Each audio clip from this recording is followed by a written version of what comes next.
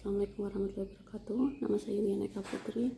Saya mahasiswa semester 4 Prodi Hukum dari Fakultas Syariah dan Hukum Universitas Sunan Ampel Surabaya.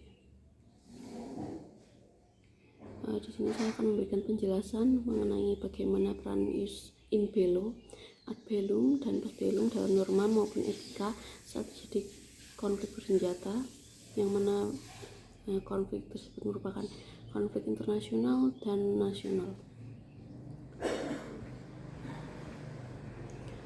Perang merupakan suatu kondisi di mana terjadinya pertikaian antara pihak satu dengan pihak yang lainnya yang tidak mau mengalah terhadap suatu kepentingan yang menggunakan metode atau alat-alat berperang tertentu untuk meraih suatu tujuan. Aturan hukum internasional yang mengatur legalitas penggunaan kekuatan oleh negara-negara atau ius ad bellum dan rales yang sebenarnya hukum internasional mengatur perilaku permusuhan yang sebenarnya telah penggunaan kekuatan dimulai atau ius in bello. Baik, langsung saja di sini saya akan menjelaskan apa itu ius in bello. Ius in bello merupakan kekuatan di mana yang dibenarkan untuk digunakan oleh pihak militer dalam perang atau konflik bersenjata. Teori perang dalam hukum humaniter mengajarkan setiap prajurit anggota militer untuk dapat menggunakan senjata yang tepat dan kekuatan yang sama dengan kekuatan musuh agar tidak disalahkan masyarakat internasional dalam lingkup humaniter. Ius in bello mengatur perilaku para pihak yang terlibat konflik bersenjata. Hal ini selaras dengan hukum humaniter internasional atau HHI, yang mana selanjutnya ius in bello ini berusaha untuk meminimalisir penderitaan dalam konflik bersenjata, terutama dengan melindungi dan membantu semua korban konflik bersenjata semaksimal mungkin. HHI berlaku bagi pihak yang berperang, terlepas dari alasan untuk berperang atau benar tidaknya alasan penyebab perang jika yang terjadi sebaliknya. Nah, penerapan hukum ini menjadi tidak mungkin karena setiap pihak akan mengklaim bahwa dirinya merupakan korban agresi. Selain itu, HHI dimaksudkan untuk melindungi korban konflik bersenjata terlepas dari afiliasi kepada pihak yang berperang. Oleh sebab itu, ius in bello harus independen dari ius ad bellum. Secara lebih terperinci, ius in bello dapat juga diartikan sebagai hukum mengenai keabsahan suatu perang atau hukum tentang perang yang mengatur tentang apakah diperbolehkan penggunaan kekerasan bersenjata pada suatu negara. Ius in bello juga merupakan hukum yang berlaku pada saat perang atau hukum humaniter internasional yang menetapkan aturan apabila terjadi konflik bersenjata. Ius in bello ini termuat dalam pasal 2 ayat 4 Piagam PBB mengenai penggunaan kekerasan terhadap integritas teritorial atau kemerdekaan politik negara manapun dengan cara lain yang tidak sesuai dengan PBB. Pengecualian PBB mengenai ketentuan ini terdapat dalam pasal 51 Piagam PBB, yaitu dalam rangka pembelaan diri serta otorisasi oleh Dewan Keamanan. Jadi ius in bello ini dibagi menjadi dua hal, yaitu pertama The Hague Laws atau hukum yang mengatur mengenai aturan dilakukannya suatu perang atau the conduct of war. Yang kedua Geneva Laws, yaitu hukum perlindungan korban perang. Konvensi Jenewa pada tahun 1949 diberlakukan untuk konflik bersenjata internasional dan non-internasional yang mengatur hak-hak seperti perawatan terhadap korban perang hingga larangan serangan terhadap penduduk sipil. Nah, sebab terklasifikasi adanya perbedaan bagi para pihak yang terlibat pada konflik bersenjata yang dibedakan oleh military object dan civilian object. Sasaran militer atau objek militer menjadi objek yang memberikan kontribusi secara langsung dan efektif pada operasi militer yang jika dihancurkan atau dikuasai seluruhnya atau maupun sebagian akan memberikan keuntungan pada militer. Sedangkan objek sipil adalah tiap-tiap objek yang bukan merupakan sasaran militer dan secara keseluruhan penduduk sipil tidak boleh diserang. Tidak diperbolehkan turut serta dalam operasi militer atau pertempuran dan mereka tidak boleh dijadikan suatu serangan. Nah, untuk yang selanjutnya ada ius ad bellum. Apabila ditinjau bersama dari hukum perang masa sekarang, asas humaniter ini bisa dibedakan menjadi ius ad bellum, yang mana hukum yang mengatur tentang bagaimanakah suatu negara dibenarkan untuk menggunakan kekerasan senjata serta kapan intervensi militer itu sah secara hukum. Dan ius ad bello, ius in bello, hukum yang berlaku dalam perang. Konsepsi dualisme ini berawal dari tradisi hukum perang. Sumber hukum modern utama dari ius ad bellum ini berasal dari Piagam PBB, yang dalam pasal 2 mendeklarasikan semua anggota dalam hubungan internasionalnya akan menahan diri dari ancaman atau penggunaan kekuatan yang bertentangan dengan integritas wilayah maupun kemandirian politik negara manapun atau dengan cara apapun bersikap tidak konsisten dengan tujuan PBB. Sedangkan dalam doktrin Al-Quran disebutkan bahwa dalam hukum atau aturan Islam tidak diperbolehkan memerangi kecuali pada orang yang memusuhi umat Islam berbuat aniaya. Hal ini tidak terlepas dari konsep utama Islam yang mana menebarkan perdamaian sebagai imperatif moral doktrin Al-Quran. Disebutkan bahwa perang disyariatkan dalam rangka mempertahankan diri eksistensi Islam dan kaum muslimin. Perlu dipahami bahwa ajaran Islam ini tidak menghendaki peperangan, namun dalam rangka menegakkan agama Islam, nyawa itu bisa dipertaruhkan atau hifdzul ad-din. Terhitung ius bellum ini mengacu pada negara di mana negara dapat berperang atau mengerahkan angkatan bersenjatanya. Larangan dan pengecualian penggunaan kekuatan antar negara ini atau pertahanan diri dan otorisasi PBB untuk menggunakan kekuatan. Piagam PBB tahun 1945 ini menetapkan inti dari prinsip ius ad bellum, yaitu larangan perang. Nah, untuk yang selanjutnya merupakan ius post bellum, yang mana ius post bellum itu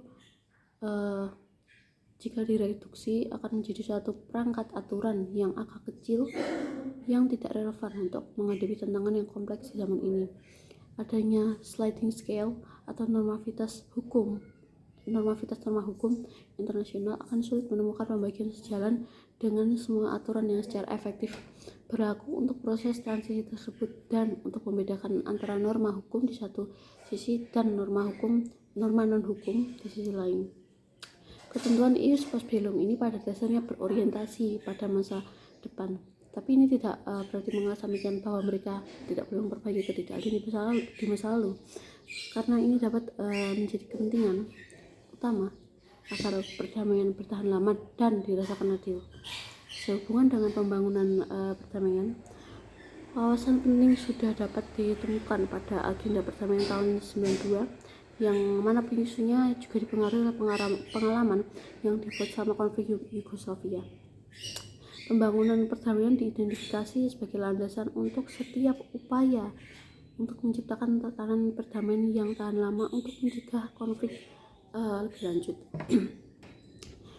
Ius post bellum juga diartikan sebagai badan ketentuan baik yang bersifat hukum maupun yang bersifat hukum lunak, praktik terbaik dan rekomendasi, baik yang mengikat dalam arti yang ketat atau tidak, yang mengatur proses transisi dan konflik bersenjata menuju perdamaian berkelanjutan yang dirasakan adil oleh pihak yang terlibat. Ius post bellum juga memiliki ius post bellum juga mempertimbangkan modal restorasi yang adil yang mencerminkan faktor-faktor umum bagi kebanyakan orang. Sebagian besar skenario tampaknya berkembang melalui 3 tahap umum, yaitu pertama perlindungan, yang mana fase pertama ini merupakan pemulihan yang adil ditandai dengan upaya pemenang untuk memberikan keamanan segera baik dari pasukan pendudukan maupun masyarakat yang dikalahkan. Dalam ius post bellum sendiri, pemenang fase biasanya menetapkan kondisi yang menyerupai perlindungan sejarah. Kehati-hatian ini harus diberikan untuk memberikan keamanan dan dukungan hidup bagi semua. Dari perhatian khusus harus diberikan pada kelompok masyarakat yang paling rentan seperti anak-anak, orang lanjut usia, wanita, pengungsi, dan orang lemah. Yang kedua adalah kemitraan. Nah, pada tahap ini semua pihak bekerja sama untuk membangun kembali masyarakat yang kalah. Pada masa transisi ini berlangsung, pasukan pendudukan seharusnya tidak menjalin hubungan yang berarti dan sebagai hasilnya harus menikmati tingkat kepercayaan dan itikat baik yang berarti di antara masyarakat lokal. Tetap saja, pihak yang berkaitan juga tetap dapat mengidentifikasi mitra yang kredibel. Dalam hal ini Ius Bellum berbicara dengan keahlian, pengalaman, dan kredibilitas yang diperlukan untuk berkontribusi pada proses. Kedua belah pihak harus sangat berhati-hati untuk tidak berkompromi dengan mitra dan semua harus menghindari segala bentuk kolaborasi yang mana dalam fase ini mengakui bahwa militer dan mitra sipilnya harus membangun dan berbagi visi yang sama untuk merekonstruksi bangsa dan bekerja sama untuk mewujudkan rencana pelaksanaan yang disetujui oleh semua pihak. Nah, semua pihak ini harus bekerja sama untuk mendistribusikan kebutuhan pokok kualitas hidup kepada mereka yang saling membutuhkan dan bekerja sama untuk memperbaiki atau membangun kembali utilitas publik atau fasilitas serupa lainnya yang dihancurkan oleh perang. Mereka juga harus bekerja sama untuk menyediakan layanan seperti polisi dasar dan proteksi kebakaran serta layanan darurat lainnya. Nah, yang ketiga ada kepemilikan. Penasihat Keamanan Nasional Dr. Condoleezza Rice telah mengakui tujuan akhir dari siapapun pos bellum adalah koalisi dan komunitas internasional yang mana mengembalikan kedaulatan kepada rakyat secepat mungkin. Nah, setelah dari 3 komponen yang terdapat dalam norma konflik bersenjata internasional dapat diambil kesimpulan bahwasanya Ius ad Bellum mengatur pra-keterlibatan negara dan aktor non-negara untuk mempertimbangkan apakah akan terlibat dalam perang dan konflik bersenjata. Ini berkaitan juga dengan pembenaran dan pembatasan penggunaan kekuatan. Sedangkan Ius ad Bellum merupakan suatu norma hukum yang mengatur tentang hukum pertempuran dan pendudukan. Pelanggaran dapat dihukum di bawah hukum kebiasaan internasional dan instrumen hukum internasional yang mana secara umum dapat ditemukan persamaan mendasar antara konsep hukum humaniter dengan konsep hukum Islam tentang konsep perang yang beradab dan kemanusiaan. Bila ditinjau dari segi yuridisnya, sistem hukum Islam dan hukum humaniter ini membahas tentang proteksi hak dan kewajiban warga sipil terhadap peraturan-peraturan perang dan kerugian serta resiko dari perang itu sendiri. Sementara pada warga sipil ditetapkan larangan menjadi mereka sebagai sasaran perang. Implementasi sistem hukum Islam dan hukum humaniter ini dalam mengatur perlindungan hukum terhadap korban perang akibat konflik bersenjata, yaitu adanya perlakuan yang penuh hormat dan perlindungan atau respect and protection, dalam artian bahwa unsur kemanusiaan harus tetap diutamakan. Baik, sekian penjelasan mengenai norma konflik bersenjata oleh saya. Bila ada kurang lebihnya mohon maaf. Wassalamualaikum warahmatullahi wabarakatuh.